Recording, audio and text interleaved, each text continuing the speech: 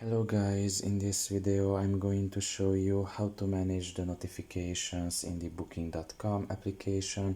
The first thing you need to do is enter the app.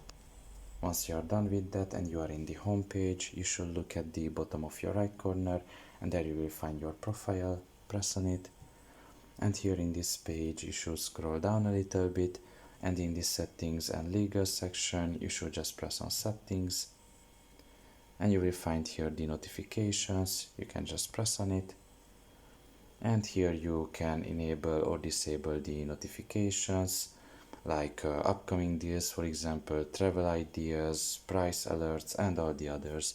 You can just press on one of these and you can see it is disabled in this case, and if you press on it once again it's going to be enabled. So this is how you do it. You can just set it to your liking and go back basically, and all your changes will be made. So pretty much this is all about it. I hope this video was helpful to you. Thank you for listening and see you next time. Bye bye.